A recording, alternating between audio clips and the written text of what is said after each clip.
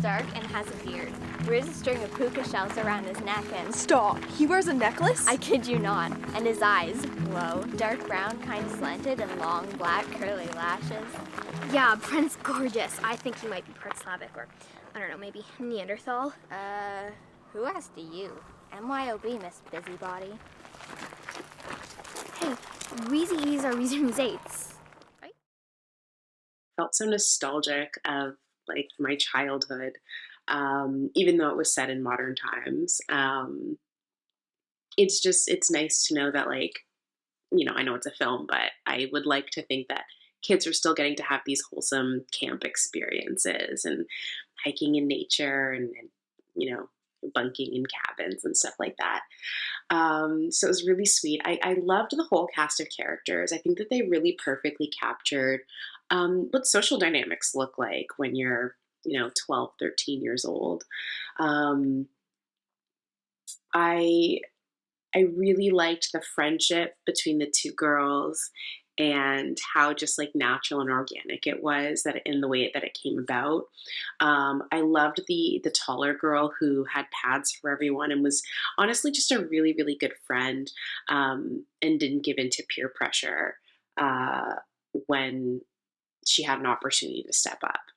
And, you know, the kind of rivalry or the tension between the protagonist and her friend when they got their periods together was it just felt so honest, you know. It's, well, you know, I'm older now and I don't need to do that kid stuff anymore. I don't really know exactly what happened between them, but you know, you can tell she still cares for her. She's like a good person. She just, you know, things happen. And so I just thought that each character was really sweet and unique and like brought their own kind of personality to it. And it all just felt very true and very real. And I think that a lot of audience members will be able to relate to this in so many different ways. Really beautiful look at friendship and female friendship, and it kind of reminds me of the phrase blood is thicker than water and how that, you know, is usually used with family, but in this case it's, you know,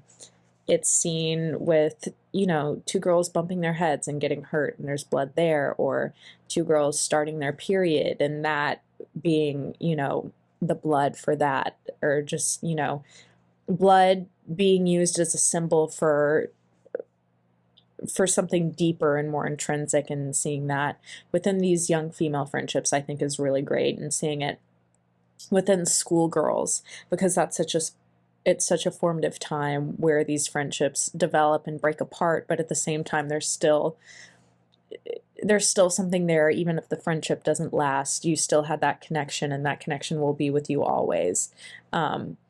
And I think that's really beautiful. I also want to say thank you for showing, you know, a period on screen with young girls and normalizing that, because it is a very normal thing.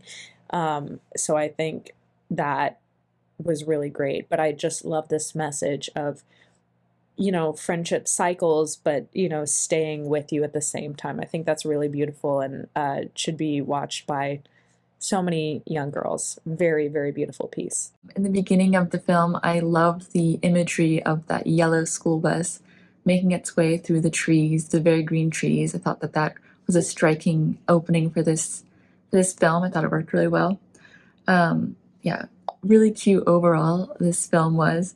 It had great life lessons in it. I thought the little girls did a great job explaining this, and just the analogy of, you know, the blood keeping these girls together and showing that there's, you know, friendship carries on in bits and pieces. Even if you're done with the friendship, you still have those memories, you still have that bond even though the friendship's over. And I loved the fact that it was their period that sort of showed their connection, because you don't really see that in film very often. A lot of people stay away from that, and showing that in young girls, and it's helpful in you know, getting rid of that stigma for young girls and making them not as ashamed when they get their own. So I liked that was the main focus of this film. Yeah, so I thought that very important lessons on friendship, um, and the the the two girls bumping heads and becoming friends, and then realizing that they themselves also made a little blood connection and the beginning of a new friendship. I thought that that was a cute inclusion as well. Very beautiful and charming piece based around womanhood and growing up. And I thought that the central concept of sort of community and friendship through an experience that for some young girls can be very traumatic or upsetting, especially in a public capacity, was really a great feel and a great sort of approach to making a environment or a subject that shouldn't really be taboo and spoken about in a quiet space to sort of have not shame and have not your relationship sort of blown up by you being embarrassed, which is sort of a normal idea, a normal fear for most young people who go on a trip like this. I thought besides that main theme, the visuals of the piece were really, really great. I thought they used nature really well, and the school bus itself I thought was very interesting to look at, especially in context of the forest. I just felt like it was very strongly visually constructed, and the actresses obviously all the kids were just amazing and were really sort of wise beyond their years, and really gave a great sort of centerpiece for this idea on a thematic level, but also as on a personal and a human level. An uplifting story of friendship, bonding, innocence, camaraderie. They have lovely scenery in the woods and positive interactions between young girls discovering the world in safe spaces. They give an amazingly sensible approach. They use very realistic dialogue. I totally enjoyed it. It is some film I would have my younger girls around me watching. It's just positive role models. This film kind of captured what adolescence is like for a girl as she starts puberty. Her friends begin to shift as people come into their more grown-up personalities. It's a tough time as a teenager, and it showed that you're between a girl and a woman. You're trying to figure out who you are. People that you thought were friends will no longer be friends based on who they meet in their new phases of life. And for these girls, it would probably be middle school. It's hard, but you still take each other's backs, like when you get your period for the first time, or meet new friends, or your personalities are different, where one they call a nerd and the other doesn't really want to identify with that. It's the time where they don't figure out that if they don't agree with everything, that they can't be friends. That's something you figure out more as you get to be an adult, but when you're young, like the girls in this film, it's hard to figure that out, that you can be friends with someone even if you don't have the same interests. That's part of growing up, though, and this film showed that you do meet new friends. You can still be friends with your old ones. It perfectly captured what it's like to be a prepubescent girl.